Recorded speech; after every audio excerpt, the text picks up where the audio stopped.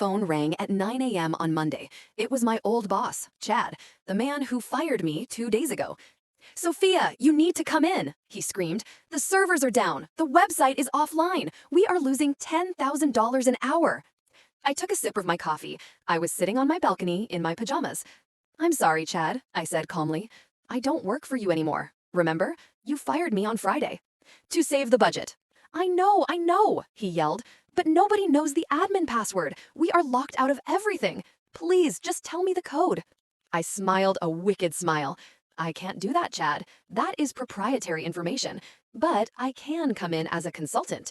My rate is $500 per hour." There was a long silence. "That's extortion," he choked. "No, Chad," I said. "That is the free market. Do you want the password or not?" I had worked at that logistics company for 5 years. I built their entire network. I set up the security. I managed the client database. I was the IT department. I worked late nights and weekends. I'd never complained. Then came Chad, the new cost-cutting manager. He didn't know how to use a PDF, but he knew how to look at spreadsheets. He saw my salary and got angry. "Why are we paying you this much?" he asked. "You just sit at a computer all day." My nephew is good with computers. He could do this for minimum wage. I tried to explain my value. "Chad, I keep the system running. If I leave, the security falls apart." He didn't listen. He thought IT was just fixing printers. He thought I was useless overhead. He spent 2 weeks documenting my breaks, trying to find a reason to fire me. He wanted to replace me with cheap labor. He wanted my salary for his bonus. It happened on a Friday afternoon, 4:45 p.m. He called me into his office. He didn't even look me in the eye. "Sophia, we are letting you go. Effective immediately. Hand over your badge and laptop. We are restructuring the department." I was shocked. "Chad, does the owner know this?"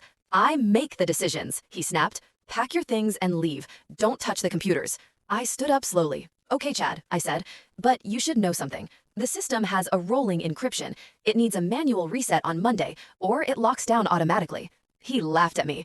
"Don't try to scare me, Sophia. Just get out." So I got out. I didn't touch the computers. I didn't sabotage anything. I just left, and I took my knowledge with me. I walked out of that building feeling disrespected and angry, but I knew what was coming. I knew Monday morning would be a disaster. Monday morning arrived. I was sleeping in. At the office, it was total chaos. Chad's nephew tried to log in, but the system prompted for the master key. He didn't have it. He tried to bypass it, which triggered the security lockdown. Suddenly, every screen went black. The phone stopped working. The warehouse robots stopped moving. Trucks couldn't leave the docks. Orders couldn't be processed. The company was dead in the water. The owner of the company called Chad. "Why are we offline?" he demanded. "Fix it now." Chad was sweating bullets. He called the nephew. Useless. He called tech support. Useless. He realized he had made a mistake. $1 million mistake. He had to call the only person who knew the code. Me. That brings us back to the phone call. Chad agreed to my rate. He had no choice. I drove to the office at noon. I walked in wearing my sunglasses. The office was in panic mode. People were running around with papers. Chad ran up to me. "Thank God, fix it." "Contract first," I said. I pulled a paper from my bag. Consulting agreement. Rate, $500 per hour. Minimum, 10 hours. Prepaid via cashier's check. He looked at the check I demanded. $5,000 for 1 day of work. "This is robbery," he shouted. "Sign it or I leave," I said, "and the system stays down, and the owner keeps losing money." He signed it with a shaking hand. He cut the check from petty cash. I sat down at my old desk. It took me exactly 5 minutes. I typed in the master key. I reset the encryption. I updated the admin protocols.